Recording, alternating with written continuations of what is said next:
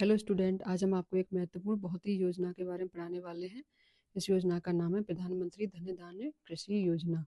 इस योजना को नीति आयोग के तहत शुरू किया गया है। इसमें आकांक्षी योजना के मतलब जो उसके उसके तर्ज पर ही शुरू किया गया है, जो लास्ट ईयर शुरू किया गया है। इसमें इसका योजना का मुख्य उद्देश्य है जो कृषि है उनको कृषि को आगे बढ़ाया जा सके। जो पिछले जिले हैं हमारे जो हमारे भारत के जो भी पिछले जिले हैं, जहाँ पर कि मतलब ऐसे किसान हैं जो कि जिनके पास ज़्यादा टेक्नोलॉजी की कोई सुविधा नहीं है, ज़्यादा मतलब कोई उनकी आर्थिक सुविधा नहीं है, तो उनको अधिक से अधिक सुविधा देकर उनको अच्छी अच्छी फसल पैदावार की जा सके और उनको जो किसान हैं उनको अधिक से अधिक उनको फ़ायदा पहुंचाया जा सके। तो यह योजना है हमारी। तो ये प्रधानमंत्री धन धान्य कृषि योजना, इसका शुभारंभ किया गया था 11 अक्टूबर 2025 को। इसका शुभारंभ किया था हमारे प्रधानमंत्री नरेंद्र मोदी जी ने। और इसका स्थान था जहाँ पर इसको शुभारंभ किया गया था सबसे पहली बार भारतीय कृषि अनुसंधान संस्थान IARI नई दिल्ली। साथ में शुरू की गई जो इसकी पहल थी, इसके साथ में एक और पहल शुरू की गई थी कि दलहन आत्मनिर्भरता मिशन सहित अन्य कृषि योजनाएं। लक्षित क्षेत्र हैं इसके देश के 100 पिछड़े कृषि जिले, ऐसे जिले जहाँ पर मतलब किसी की सुविधाएं बहुत कम हैं, कम पैदावार होती है, ऐसे जिले उनको उनको चिन्हित किया गया है। प्रधानमंत्री धन धान्य कृषि योजना केंद्र सरकार की एक समेकित कृषि विकास योजना है, जिसका जिसका जो मेन उद्देश्य है वो किसानों की आय को बढ़ाना, ताकि उनकी अच्छी से अच्छी फसल को उगाया जा सके, उनको उनको उसमें हेल्प की जा सके, जैसे कि उत्पादकता में सुधार लाना, खेती को टिकाऊ बनाना। और इसका फोकस मुख्य उन जिलों पर है जहाँ पर कि किसी की उत्पादकता बहुत कम होती है, संसाधनों की जहाँ पर जो मॉडर्न जो क्या कहते हैं जो संसाधन है वो उनके पास कम है, आधुनिक कम है, उन बहुत सीमित मात्रा में। किसानों की जो आर्थिक जो स्थिति है वो अच्छी नहीं, वो खरीद नहीं सकते, तो इसलिए उनकी मतलब उनको अच्छी से अच्छी सुविधा दी जा सके, ताकि वो अपनी उत्पादकता को अधिक से अधिक बढ़ा सकें और कृषि के स्तर को अधिक से अधिक अच्छा की जा सकती है, जिससे अत्यधिक मात्रा में फसल को उगाया जा सके। किसान और ग्रामीण अर्थव्यवस्था में प्रभाव। यह योजना कृषि क्षेत्र में आधुनिकीकरण को बढ़ाना, मॉडर्नाइजेशन को बढ़ाना, स्थानीय संसाधनों के बेहतर उपयोग, जो वहाँ पर संसाधन उनको बेहतर उपयोग करना, कटाई के बाद जो फसल की जो बर्बादी हो जाती है उसको कम करना, ताकि किसानों के अच्छे से मतलब भंडारण देना, ताकि वो अधिक से अधिक अपनी जो फसल आती है उसको भंडार कर सके, जिससे उनकी फसल की बर्बादी कम से कम हो सके और किसानों की आमदनी को बढ़ाया जा सके। अब इसका दिशा में एक बहुत बड़ा कदम है ये योजना, प्रधानमंत्री धन धान्य कृषि योजना। इसका मुख्य उद्देश्य है कृषि की उत्पादकता में वृद्धि करना, ताकि किसी की जो जो फसल है उसकी मात्रा में अधिक से अधिक वृद्धि की जा सके। ये योजना किसके किसके लिए शुरू की गई है? छोटे और जो सीमांत किसानों की उपज को आधुनिक तकनीकी से बढ़ाना, और इसका जैसे फसल का विविधीकरण करना इसका मुख्य उद्देश्य है। मतलब तरह तरह की फसल उगाना, फसल विविधता को बढ़ावा देना, ताकि किसानों को बेहतर बाजार मिल सके, वो अपनी फसल को जहाँ पे बाजार में अच्छे से बेच सके, आसानी से बेच सके और उनको उनका अधिक से अधिक लाभ मिल सके। सिंचाई सुविधाओं को विस्तार करना, मतलब सिंचाई की जैसे सुविधाएं किसी गांव जिले में कम हैं, तो वहाँ पर सिंचाई के अधिक से अधिक साधन उपलब्ध कराकर उनको अधिक सुविधाएं देते हैं, जिससे अधिक मात्रा में फसल को उगाया जा सके। ड्रिप स्प्रिंकलर और जल संरचना को उनकी को मजबूत करना, भंडारण की क्षमता अधिक बढ़ाना, ताकि अधिक से अधिक मात्रा में फसल को भंडार किया जा सके, ताकि फसल को नुकसान होने से बचाया जा सके। कटाई के बाद हमारा अगला पॉइंट है, कटाई के बाद नुकसान को कम करने हेतु स्थानीय स्तर पर ही वहाँ पर ही भंडारण की सुविधाएं देना। और फिर अगला है हमारा आधुनिक कृषि तकनीकी को अपनाना, प्रशिक्षण उनको ट्रेनिंग देना कि किस तरह से अधिक मात्रा में कृषि को उगाया जा सके और मतलब फसल को उगाया जा सके। डिजिटल कृषि का उनको प्रशिक्षण देना, ट्रेनिंग देना और बेहतर बीज देना उनको और उर्वरक देना, उनको खाद वगैरह देना, ताकि अधिक मात्रा में उनको फसल को उगाया जा सके। और हमारा नेक्स्ट है इनको क्या क्या लाभ हैं और मुख्य सुविधाएं क्या क्या हैं इसमें, जो हमारी प्रधानमंत्री धन धान्य कृषि योजना की गई है। तो इसके तहत हमारे प्रधानमंत्री जी केंद्रीय, क्योंकि ये केंद्रीय स्तर पर शुरू की गई है, तो इनके लिए तो ये मतलब इसमें किसानों को क्या सुविधाएं दी जाएंगी। तो पहली है इसमें हमारा सस्ता ऋण। सबसे पहले सस्ता ऋण सुविधा दी जाना, सहायता दी जाना छोटे किसानों के लिए, क्योंकि ये छोटे किसान हैं, उनको मतलब पिछड़े हुए हैं, तो उनको अधिक से अधिक किफायती ऋण दी जाएंगी। जैसे किसान क्रेडिट कार्ड की जो योजना के तहत दी जाएंगे। जैसे पहले कौन सा हमारा अल्पकालिक ऋण, जो कि कम समय के लिए होता है, इसमें 50,000 से लेकर 1 लाख तक का ऋण किसानों को दिया जाता है, जिससे वो अपनी ज़रूरतों को पूरा कर सके खेती की, और उससे अधिक मात्रा में फसल को आसानी से उगा सके।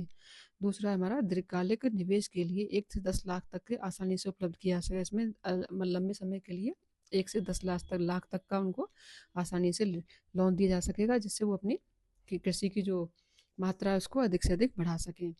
और दूसरा है हमारा सब्सिडी और इनपुट सपोर्ट। अब सब्सिडी में क्या किया जाएगा, इसमें मतलब इनपुट सपोर्ट उनको क्या दिया जाएगा, उसमें ये दिया जाएगा कि उच्च उपज वाले जो बीज है, बीज अच्छी अच्छी जो मात्रा के बीज हैं, वो अच्छी जो क्वालिटी के होते हैं, वो उनको अच्छे से खरीद सकें, और अच्छे अच्छे ना खाद उर्वरक खरीद सकें, जैविक सामग्री ले सकें, उन पर जैविक सामग्री पर, बीज पर और उर्वरक पर उनको 50 से 80% तक उनको सब्सिडी दी जाएगी, छूट दी जाएगी।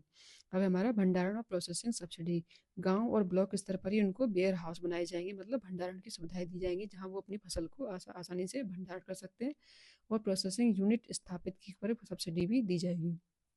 अब है इरिगेशन सपोर्ट। इरिगेशन क्या होता है, सिंचाई। उसमें उनको ड्रिप स्प्रिंकलर जैसे सूखे इलाकों में, जहाँ सूखे इलाके में पानी की बहुत कम सुविधा है, तो वहाँ पे जल बचत तकनीकी पर सब्सिडी दी जाएगी, जिससे वो अपनी फसल में सिंचाई की कोई कमी उनको महसूस ना हो, और आसानी से अपनी फसल को अच्छी मात्रा में उगा सकें।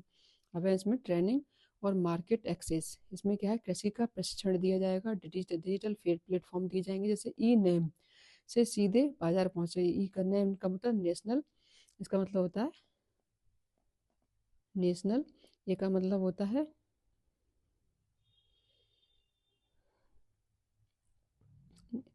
नेशनल एक मिनट सॉरी, नेशनल एग्रीकल्चर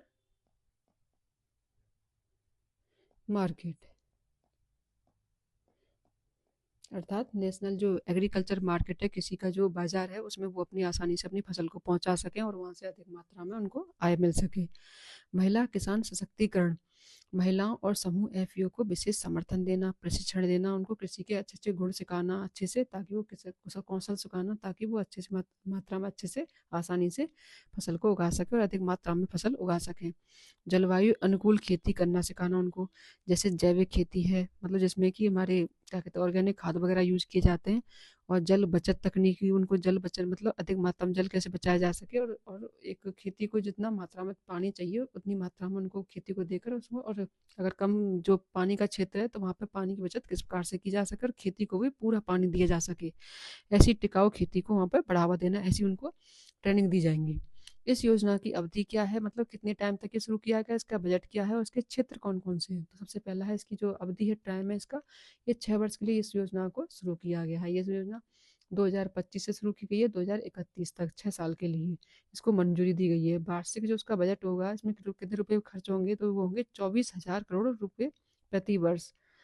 और इसमें लक्षित जो क्षेत्र है इसका, ये होंगे करीब, इसमें शुरू में 100 जिलों में लागू की जाएगी। 100 जो पिछड़े हुए जिले हैं हमारे पूरे भारत के, उनमें जो प्रत्येक राज्य में, तो उनको इसमें उसमें क्या कहते हैं, उसमें ये योजना लागू की जाएगी। वैसे लाभार्थी होंगे हमारे करीब 1.7 करोड़ किसान, जिनको उनको इससे लाभान्वित किया जाता है, उनको लाभ मिलेगा। अब इसमें है जिले। जिले कौन से हैं, जो जैसे हमारे राजस्थान के जिले हैं, जो इसमें इसमें राजस्थान के हमारे 8 जिलों को शामिल किया गया है। तो ये निम्न प्रकार है, 8 जिले शामिल है राजस्थान के कुल। इन जिलों का चयन मतलब इस आधार पर किया गया कि खर्च कम, कृषि उत्पादकता, मतलब कम खर्च पर किसी की उत्पादकता को अधिक करना, सिंचाई, जल स्रोतों की जहाँ पे कमी है, और जहाँ पे कमी है कृषि क्रेडिट कार्ड की पहुंच यहाँ बहुत कम है, ऐसे मानदंडों के आधार पर इन 8 जिलों को यहाँ पे चुना गया है, ताकि उन जिलों में भी किसानों की जो बेहतर सुविधाएं दी जा सके, ताकि तकनीकी सुविधाएं देना, उनको मॉडर्नाइजेशन करना, उनको तकनीकी सुविधाएं देना, उनको वित्तीय आर्थिक सहायता देना, तो समर्थन मिलना, ताकि उससे अधिक से अधिक मात्रा में फसल उगाई जा सके, और किसानों को इसका अधिक से अधिक फायदा पहुंचाया जा सके। राजस्थान के इसमें 8 जिले निम्न प्रकार हैं, ये जिलों को शामिल किया गया। पहला है हमारा बाड़मेर, दूसरा है हमारा जैसलमेर, जहाँ पर रेत वगैरह पानी की सुविधाएं कम है, तो नागौर, जोधपुर, बीकानेर, पाली, जालौर और चूरू, ये 8 जिलों को इसमें शामिल किया गया है। ये जिले राजस्थान के सुस्थिर कृषि विकास संसाधन समर्थन के लिए चुने गए हैं, ताकि वह यहाँ की कृषि उत्पादकता में सुधार किया जा सके, सिंचाई सुविधाओं का विस्तार किया जा सके, फसल का विविधीकरण किया जा सकता है, और बेहतर भंडारण स्टोरेज सुविधाएं उनको दी जा सके। अब हमारा नेक्स्ट पॉइंट है, प्रधानमंत्री धन धान कृषि योजना के अंतर्गत एकीकृत प्रमुख जो योजना है वो कौन कौन सी है। इसमें हमारे 11 केंद्रीय मंत्रालय, कितने मंत्रालय हैं, 11 केंद्रीय मंत्रालय के अंतर्गत 36 विभागीय योजनाओं को एकीकृत किया गया है। तो इसमें जो 36 योजना है, में से हम कुछ महत्वपूर्ण योजनाएं, कुछ जिनको हम यहाँ पे आगे थोड़ा सा मतलब डिस्कस करेंगे। पहला है हमारा 36 योजनाएं, तो प्रधानमंत्री धन धान कृषि योजना के तहत केंद्र सरकार की 36 प्रमुख कृषि ग्रामीण विकास योजनाओं को इंटीग्रेटेड किया गया है, ताकि मतलब शामिल किया गया है इनमें, ताकि किसानों को एक ही प्लेटफॉर्म पर, मतलब उनको अलग अलग जाना पड़े हर कार्य के लिए, जैसे सिंचाई के लिए, भंडारण स्टोरेज के लिए, या फिर उस बीज के लिए, उर्वरक के लिए, सिंचाई, उनको अलग अलग भटकना ना पड़े लोन के लिए, मतलब एक ही प्लेटफॉर्म पर उनको सारी सुविधाएं दी जाएंगी। सारी सुविधाएं एक ही मतलब प्लेटफॉर्म पर मिल सके। इसके अंतर्गत कुछ महत्वपूर्ण योजनाएं इसमें निम्नलिखित हैं। पहली हमारी प्रधानमंत्री कृषि सिंचाई योजना। तो प्रधानमंत्री कृषि सिंचाई योजना, सिंचाई क्षेत्र का विस्तार किया जाएगा इसमें जल की उपयोग पर दक्षता को बढ़ाने के लिए। दूसरा हमारा राष्ट्रीय खाद्य सुरक्षा मिशन, इसमें गेहूं, चावल, दाल, दलहन, तिलहन आदि के उत्पादन को बढ़ाया दिया जाएगा। और तीसरा हमारा प्रधानमंत्री फसल बीमा योजना, इसमें प्राकृतिक आपदाओं से, जो भी प्राकृतिक आपदाएं आती है, जैसे बाढ़ आ गई, कभी बारिश हो गई, ओले पड़ गए, तो फसल खराब हो जाती है, तो इसके तहत मतलब किसानों को बीमा सुरक्षा दी जाएगी जिससे उनको नुकसान की भरपाई की जा सके। चौथा है हमारा राष्ट्रीय कृषि विकास योजना, इसमें कृषि व संबंध क्षेत्रों के समग्र विकास के लिए कार्य किया जाएगा। और हमारा पांचवा पॉइंट है मृदा स्वास्थ्य कार्ड योजना, मिट्टी की गुणवत्ता की जांच की जाएगी, अर्थात मिट्टी किस लेवल की, उसमें कैसे मतलब कितने मिनरल्स हैं, उसको कितने उर्वरक की जरूरत है, कितने जल की जरूरत है, वो सब कुछ इसमें मतलब जांच की जाएगी। उसके आधार पर उसके उर्वरक देकर उसके उपयोग को बढ़ावा दिया जाएगा संतुलित मात्रा में।